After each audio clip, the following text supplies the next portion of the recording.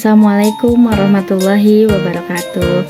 Perkenalkan, saya Saripa, mahasiswi IAIN Naroiba Bogor, Fakultas Tarbiyah Program Studi Manajemen Pendidikan Islam semester 3. Video ini saya buat sebagai salah satu tugas untuk memenuhi penilaian ujian akhir semester ganjil mata kuliah Manajemen Sekolah dan Madrasah yang diampu oleh Bapak dosen, yaitu Bapak Dr. Haji Arman Paramansyah, SESH.MM. Dalam kesempatan ini saya akan membahas topik penting mengenai menuju madrasah bermutu. Memperbaiki kualitas pendidikan harus dimulai dari komitmen untuk berubah lebih baik dari diri sendiri dan segenap personel madrasah.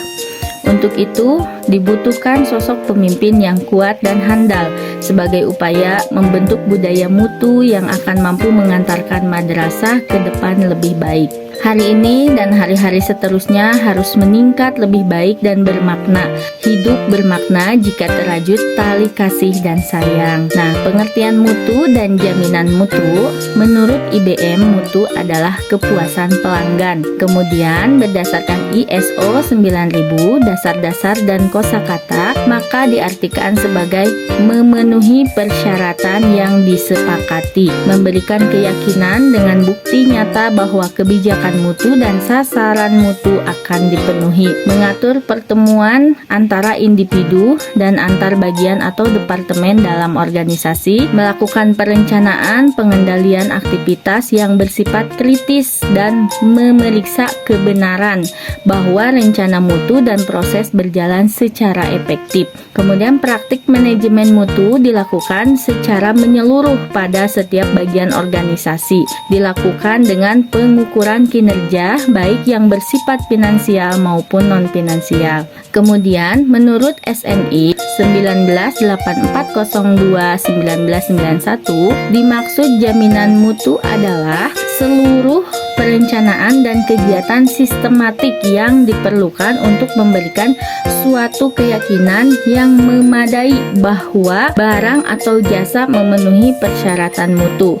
Sedangkan menurut ISO 9000 KMS, dasar-dasar dan kosakata yang dimaksud jaminan mutu adalah bagian dari manajemen mutu yang diarahkan pada pemenuhan persyaratan mutu. Nah, kemudian ada prinsip-prinsip jaminan mutu, yaitu merupakan tanggung jawab seluruh personal organisasi.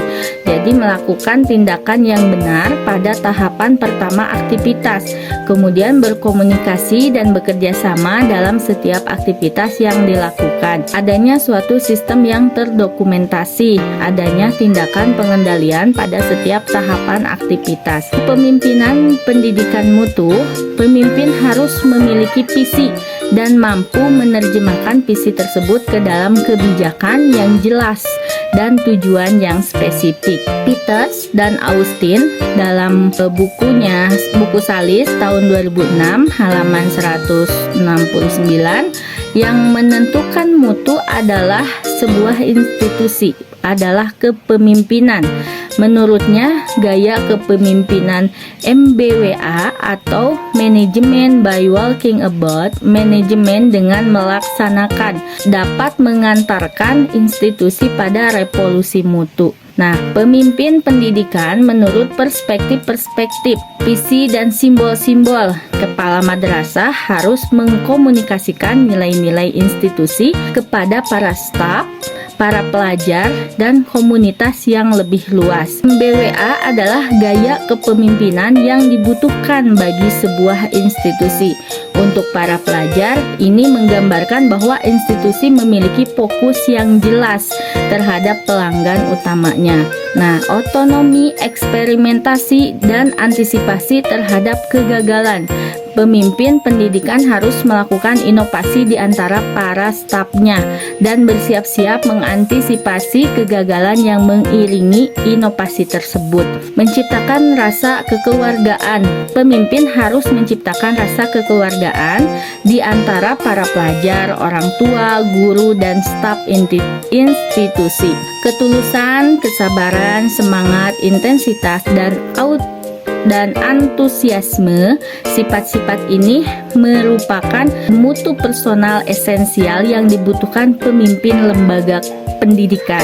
Kemudian budaya mutu di madrasah. Peran pemimpin dalam mengembangkan budaya mutu di madrasah mengharuskan ia menjalani fungsi utamanya, yaitu memiliki visi mutu terpadu bagi institusi, memiliki komitmen yang jelas terhadap proses peningkatan mutu, kemudian mengkomunikasikan pesan mutu dan memastikan kebutuhan pelanggan menjadi pusat kebijakan dan praktek institusi, mengarahkan perkembangan karyawan, berhati-hati dengan tidak menyalahkan orang lain saat persoalan muncul tanpa bukti-bukti yang nyata.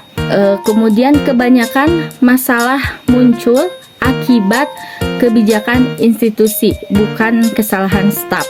Kemudian memimpin inovasi dalam institusi, mampu memastikan bahwa struktur organisasi secara jelas telah mendefinisikan tanggung jawab dan mampu mempersiapkan delegasi yang tepat. Memiliki komitmen untuk menghilangkan rintangan, baik yang bersifat organisasional maupun kultural. Sikap dalam pelayanan yaitu ramah, santun, membantu dan waspada, yakin dan meyakinkan, teliti, informatif dan menghargai waktu. Nah, mungkin hanya itu yang bisa saya presentasikan pada kesempatan hari ini. Semoga bermanfaat. Kurang dan lebihnya saya mohon maaf. Wassalamualaikum warahmatullahi wabarakatuh. Thank you all for